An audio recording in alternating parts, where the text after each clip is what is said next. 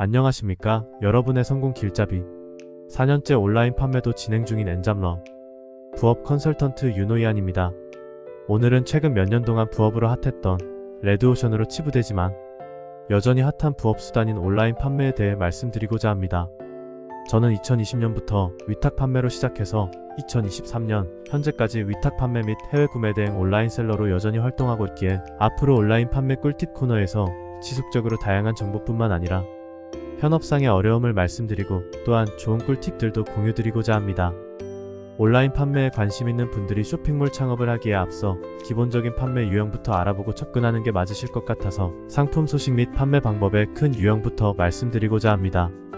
처음에 어떤 판매 방법을 정하느냐에 따라 앞으로 사업자 등록, 사업의 운영 방식 및 스케일업 전략이 달라지기에 처음부터 자세히 알아보고 본인에게 맞는 방식을 채택하는 것이 중요합니다. 이 컨텐츠에서는 위탁 판매, 해외 구매 대행, 사입 판매 등 크게 세 가지 유형을 구분하여 각각의 정의와 특징, 장단점 및 실제로 운영 시의 이슈사항까지 간략히 공유드리도록 하겠습니다. 첫 번째, 위탁 판매에 대해 말씀드리겠습니다. 위탁 판매의 정의는 상품의 배송과 재고를 공급업체에 위탁하며 판매하는 방식입니다. 주문이 들어올 때 공급업체를 통해서 매입과 동시에 공급업체가 고객에게 직접 해당 상품을 발송해주는 방식입니다. 우선 위탁 판매의 장점은 재고 부담이 없습니다. 판매가 일어나기 전까지는 돈이 필요하지 않아서 초기 자본금 문제가 없기에 다양한 상품을 소싱하고 테스트해보기에 용이합니다. 브랜드사 혹은 상품을 공급하는 도매처에서 일반적으로 상품의 썸네일 및 상세 페이지까지도 제공하기에 온라인 판매를 처음 하시는 분이 쉽게 시작하실 수 있는 방법입니다. 단점으로는 재고 부담이 없기에 상대적으로 마진율이 낮습니다. 또한 진입장벽이 낮고 최근에 이슈가 된 만큼 경쟁이 심각하게 치열합니다. 마찬가지 관점에서 브랜드사에서 단독 공급을 받지 않는 한 대부분에게 오픈된 도매처를 통해서 상품을 공급받을 경우 타 쇼핑몰과 차별화하기가 어려운 단점이 있습니다. 상품이 잘 판매되어도 문제인 게 일정 정도 판매된 후에는 브랜드사가 직접 단독 운영할 가능성이 높아서 실컷 함께 성장시킨 제품에 대한 판매 권한이 없어지는 아주 씁쓸한 경험을 하실 수도 있습니다. 제가 실제로 다이어트 농축액 팔면서 경험했던 아주 슬픈 사건이었습니다. 이 일을 계기로 저는 브랜딩을 위한 해외 구매 대행 사업을 시작하게 됩니다. 저는 개인적으로 쇼핑몰 창업이든 부업이든 우선은 위탁으로 반드시 처음 시작하실 것을 추천드립니다. 뒤편에서 다룰 내용이지만 처음부터 사입을 할 경우 재고 부담이 커질 수 있습니다. 처음에는 판매하는 스킬이 충분하지 않거나 상품을 보고 시장을 분석하는 눈이 안 길러졌을 수 있기 때문입니다.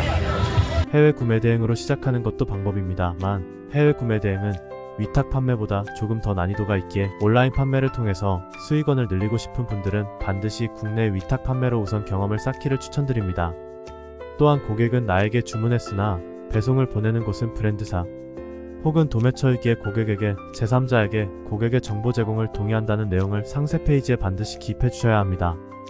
운이 나쁠 경우 고객님께 컴플레인 및 배상까지 해야 할 수 있기에 이 내용을 꼭 주의해 주시기 바랍니다.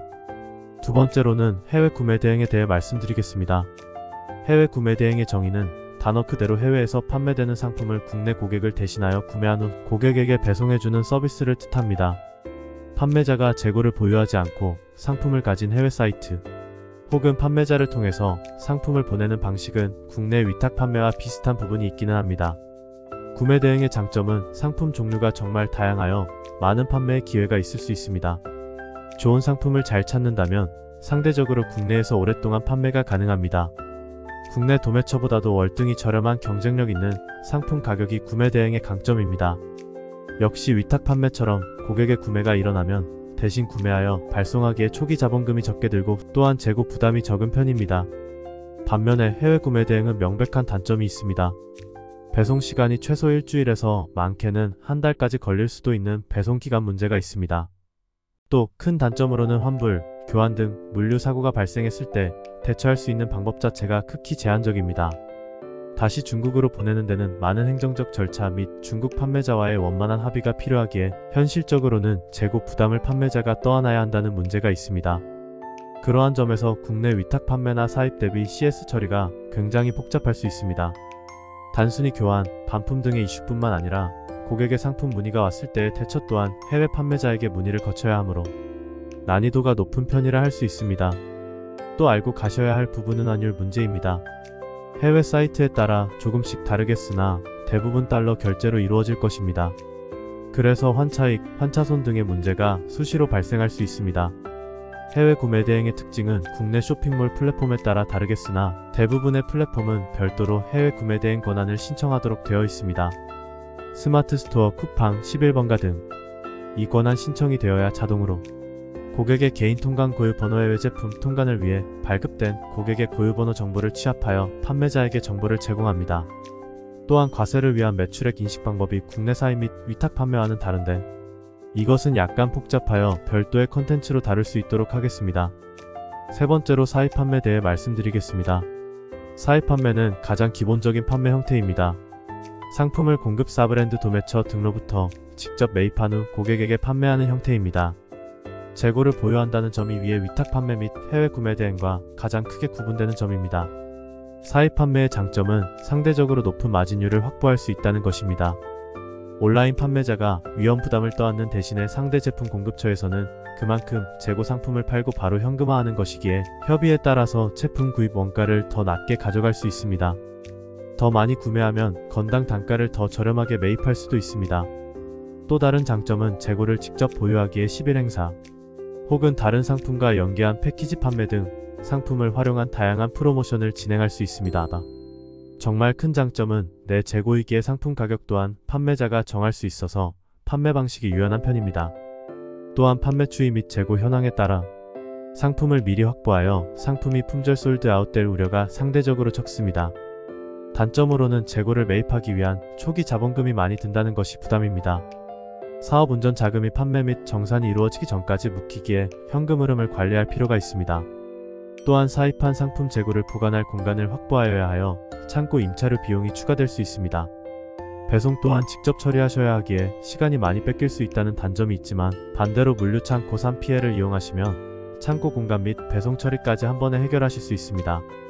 하지만 역시 가장 큰 단점은 재고 리스크, 재고 부담입니다. 매입한 상품의 트렌드가 지나거나 오래 보유함으로써 상품 가치가 떨어진다면 매입한 금액이 그대로 손실로 돌아옵니다.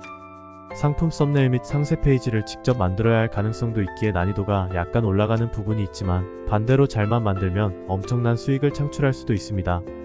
저는 다시 한번 강조하지만 위탁 판매 혹은 해외 구매 대행을 경험해보고 실제 판매해본 다음에 잘 팔리는 상품으로 사입 진행하는 것을 추천드립니다. 큰 돈을 벌기 위해서는 사입을 통해서 매입 단가를 낮추고 또 국내 판매를 통해서 빨리 많이 팔아야 마진을 남길 수 있기 때문입니다. 궁극적으로 모든 온라인 셀러가 최종 단계에서 크게 사업화, 수익화하기 위해서는 반드시 도달해야 하는 유형의 판매 방식입니다. 지금까지 온라인 판매의 유형에 대해 말씀드렸습니다. 최종 정리를 해보겠습니다. 첫째, 위탁 판매를 요약해보겠습니다. 저는 온라인 사업을 경험하는 측면에서 우선 위탁 판매로 시작해보실 것을 추천드립니다. 해외 구매 대행 대비 난이도가 낮은 편이고 각 온라인 플랫폼 스마트 스토어, 쿠팡 등의 특성을 파악하고 상품 업로드부터 판매 처리까지의 온라인 셀링 기본 프로세스를 파악하는 데에 좋은 밑거름이 되리라 생각합니다. 또한 이미 판매되고 있는 상품들을 매입하지 않고 판매할 수 있는 기회이기에 다양한 상품을 취급하며 아이템들을 파악하기에 좋습니다. 동시에 초기 자본금이 거의 없다는 것 또한 무시할 수 없는 장점입니다. 둘째, 해외 구매 대행에 대해 정리해보겠습니다. 위탁 판매 대비 상대적으로 난이도가 높으나 최종적으로 자기 상품들을 모아 브랜드를 만드는 브랜딩을 하고 싶은 판매자 분이라면 추천드리는 판매 방식입니다. 정말 수천만 가지의 상품이 있는 데다가 국내에서 분명히 잘 판매되지 않는 상품들군이 존재하기에 여전히 블루오션인 부분이 있긴 합니다. 위탁 판매 대비 장점은 구매 대행 전체가 기본적으로 상대적으로 높은 마진율을 가져갈 수 있다는 것입니다. 국내에서 잘 보기 어려운 제품은 판매자 역량에 따라 마진율 70% 이상을 가져가고 있는 제품들도 다수 있습니다.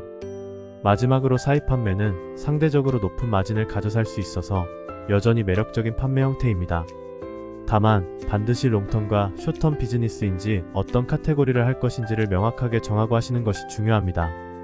내가 숏텀으로 현재 잘 판매되는 소비재를 대량 구매하고 마전 적게 보고 최대한 빨리 판매하고 또 다른 아이템을 찾아가는 비즈니스 형태를 할 것인지 롱텀으로 길게 보고 브랜딩하며 그렇게 꾸준히 판매되는 상품군을 늘려갈 것인지 비즈니스 형태를 정의하고 사입 전략을 세울 필요가 있습니다. 부업이 아닌 사업화를 위한 온라인 판매 최종 목적지는 사입 및 브랜딩이라 생각합니다. 초기에 말씀드린 바대로 저는 위탁 판매 및 해외 구매 대행 두 가지 형태의 비즈니스를 둘 다 진행하고 있습니다. 지금은 해외 구매 대행의 비중이 월등히 높습니다. 두 가지 형태를 다 진행해본 판매자들은 결코 많지 않기에 제가 앞으로는 다양한 컨텐츠를 통해 실제로 온라인 비즈니스를 진행하는 방법 및 꿀팁들을 알려드리고자 합니다. 무조건 온라인 비즈니스를 하시라는 것은 아니지만 생존 및 생활하기 위해 다양한 파이프라인 수익 포트폴리오를 구축하실 필요가 있다는 것을 모두 절감하시리라 생각합니다. 저 또한 회사 본업 외에도 수익이 나기에 온라인 셀러 활동을 여전히 하면서 유튜브 및 블로그도 진행하는 것 아니겠습니까? 직장인 부업, 경단녀 부업으로서 여전히 매력적인 사업이긴 합니다. 긴 내용 잘 들어주셔서 감사합니다. 끝으로 어떠한 의사결정을 내리시든 구독자 분들의 쇼핑몰 사업뿐만 아니라 부업 및 본업까지 모든 하시는 일이 번창하시기를 간절히 기원합니다.